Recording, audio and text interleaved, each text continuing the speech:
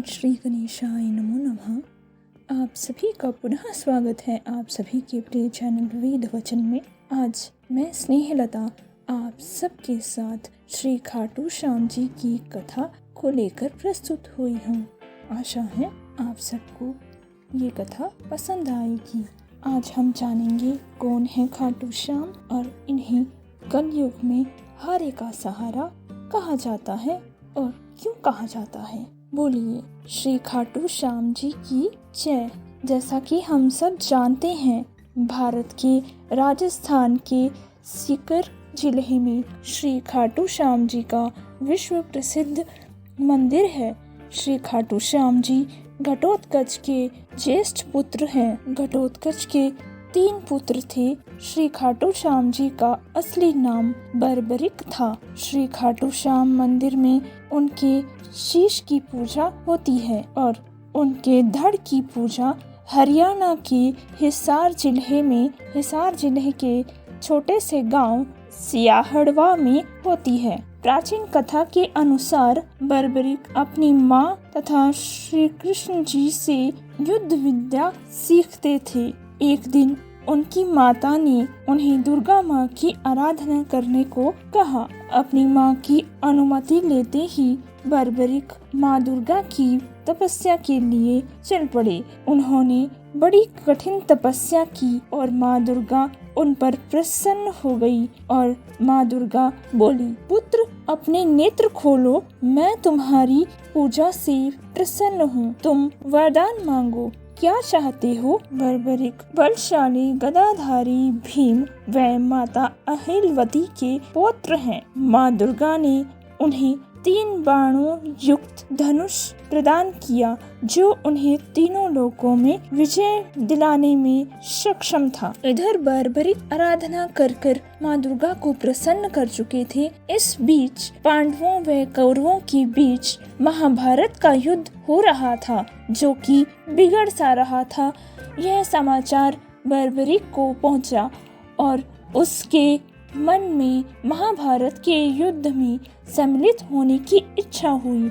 उन्होंने अपनी माता से महाभारत के युद्ध में सम्मिलित होने की अनुमति मांगी। इस पर उनकी माता ने उनसे एक वचन मांगा कि पुत्र तुम युद्ध में भाग लोगे, पर मुझे वचन दो कि जो भी पक्ष हार रहा होगा तुम उसका सहारा बनोगे।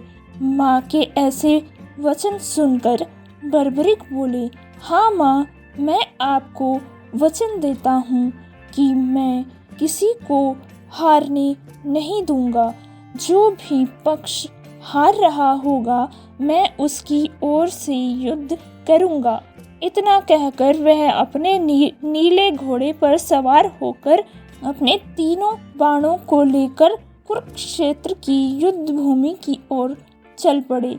उधर तीनों लोकों के स्वामी श्री कृष्ण जी सब जानते थे, इसलिए वह ब्राह्मण का वेश बनाकर बर्बरिक के पास गए और पूछने लगे, हे पुत्र तुम कहाँ जा रहे हो।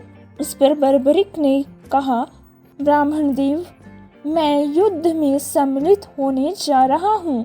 ब्राह्मण रूपी श्री कृष्ण बोले, मात्र 3 बाण लेकर तुम युद्ध भूमि में जा रहे हो। बर्बरिक बोले, यह साधारण बाण नहीं है ब्राह्मण देव, अपने लक्ष्य को भेद कर यह बाण वापस इसी तरकश में आ जाएंगे। मात्र एक ही बाण से पूरा युद्ध जीता जा सकता है। यदि तीनों बाणों को चला दिया जाए तो संपूर्ण विश्व नष्ट हो जाएगा। इस पर ब्राह्मण रूपी भगवान बोले, तो तुम अपने बाणों से इस पीपल के सभी पत्तों को भेद कर बताओ। इतना सुनते ही बर्बरिक ने अपने तरकश से बाण निकाला और पीपल के सारे पत्तों को छेद दिया। पर श्री कृष्ण ने एक पत्ता अपने पाँव के नीचे छुपा लिया था, तो वह तीर श्री कृष्ण के पाँव के चारों ओर घूमने लगा।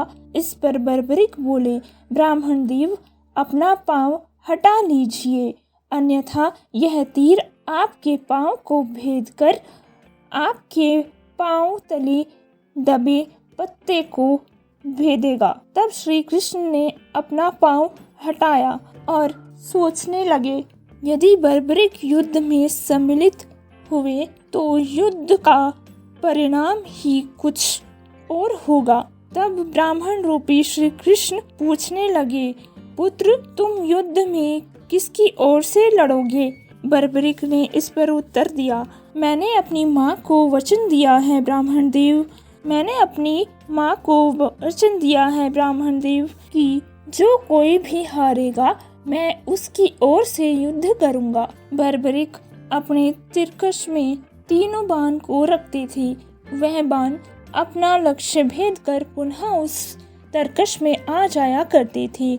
इसलिए बर्बरिक को एक नाम 3 बाणधारी भी दिया गया है। बोलिए बाबा 3 बाणधारी की जय, खाटू श्याम बाबा की जय। इस पर श्री कृष्ण सोचने लगे, यहाँ तो धर्म की विजय होगी। तो उन्होंने बर्बरिक से कहा, मैं तुमसे कुछ दान चाहता हूँ पुत्र। बर्बरिक ने कहा, मैं आपको वचन देता हूँ, मैं आपको दान अवश्य दूंगा, कहिए आप क्या चाहते हैं? तब श्री कृष्ण बोले, पुत्र मुझे दान में तुम्हारा शीश चाहिए। यह सुनकर बर्बरिक अचंभित हो गए और वचन में बंधे होने के कारण उन्होंने कहा, ठीक है, मैं अपना शीश दान में दे दूंगा, पर इससे पहले आप मुझे बताइए आप वास्तव में कौन हैं, क्योंकि कोई साधारण ब्राह्मण ऐसे दान की अभिलाषा नहीं रखते। तब श्री कृष्ण अपने वास्तविक रूप में आते हैं और बर्बरिक को शीश दान लेने का कारण बताते हुए कहते हैं कि पुत्र किसी भी धर्म युद्ध को पूरा करने के लिए सर्वप्रथम उस युद्ध भूमि पर सर्वश्रेष्ठ योद्धा का बलिदान आवश्यक होता है। पुत्र बर्बरिक, इस समय तीनों लोकों में तुम्हारे समान और कोई भी श्रेष्ठ योद्धा नहीं है। फिर बर्बरिक कहते हैं, भगवान मैं इस युद्ध में सम्मिलित नहीं हो पाया, पर मैं इस युद्ध को पूरा देखना चाहता हूँ। श्री कृष्ण ने बर्बरिक की यह प्रार्थना स्वीकार कर ली और बर्बरिक ने शीश दान दे दिया। श्री कृष्ण ने बर्बरिक को युद्ध में सर्वश्रेष्ठ वीर की उपाधि से नवाजा।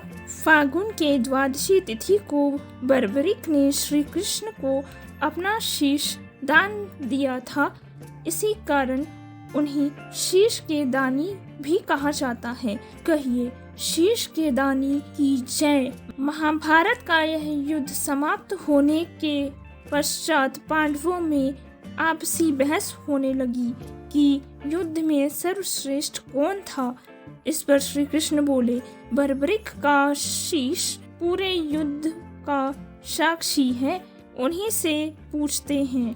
इस पर सब सहमत हुए और पहाड़ी पर जाकर बर्बरिक से पूछने लगे, बर्बरिक आपके नजरों में कौन इस युद्ध का असली वीर योद्धा है? इस पर बर्बरिक बोले, मैंने पूरी युद्ध भूमि में श्री कृष्ण का चक्र चलते हुए और घूमते हुए देखा है। श्री कृष्ण के कारण ही आप सब यह युद्ध जीत पाए हैं। श्री कृष्ण बोले, मैं तुम्हारे बलिदान से अति प्रसन्न हूँ। मैं तुम्हें आशीर्वाद देता हूँ कि कलयुग में तुम मेरे ही श्याम नाम से जाने जाओगे। तुम हारे का सहारा बनोगे। जो भी सब ओर से हार कर तुम्हारे दर आ जाएगा, उसकी सभी इच्छा तुम पूरी करोगे और अपनी माँ को दिया वचन पूर्ण करोगे। कलयुग में तुम हारे का सहारा बनोगी। उनका शीश राजस्थान के शिकर जिले खाटू नगर में दफनाया गया था, इसलिए उन्हें खाटू श्याम बाबा भी कहा जाता है। काफी समय तक एक गाय रोज आकर उस जगह अपने स्तनों के दूध से बाबा खाटू श्याम जी का अभिषेक किया करती थी। एक दिन खाटू नगर के राजा रूप सिंह चौहान जी को स्वप्न में प्रेरणा मिली कि वह उस नगर में उस जगह खुदाई कर मंदिर का निर्माण कराई। उन्होंने खुदाई कराई और खाटू श्याम बाबा का शीश उन्हें मिला। तब उन्होंने वहां खाटू श्याम जी का मंदिर बनवाया। तभी से श्री खाटू श्याम जी श्री कृष्ण जी के कहे अनुसार भक्तों के काम बना रहे हैं। बोलिए जय श्री खाटू श्याम जी की, हारे की सहारे की जय, लखदातार की जय। हर साल कार्तिक मास के शुक्ल पक्ष की एकादशी जो कि देवोठनी एकादशी के नाम से प्रसिद्ध है, उस दिन श्री खाटू श्याम जी का जन्म दिवस बड़े ही हर्षोल्लास से मनाया जाता है। और फागुन के माह में खाटू श्याम जी के मंदिर में बड़ा ही सुंदर भव्य मेला लगता है। जय श्री खाटू श्याम। आशा है आप सभी को यह वीडियो पसंद आई हो। मेरी पूरी कोशिश रहेगी कि जिस भी विषय पर आप वीडियो चाहती हैं, मैं आप सभी को वीडियो उस विषय में प्रदान कराऊं। तो कृपया आप सभी वीडियो के कमेंट बॉक्स में कमेंट कर अवश्य बताएं कि आप अगली वीडियो किस विषय में चाहती हैं। अपने चैनल को सब्सक्राइब व लाइक करना ना भूलें। जय श्री श्याम।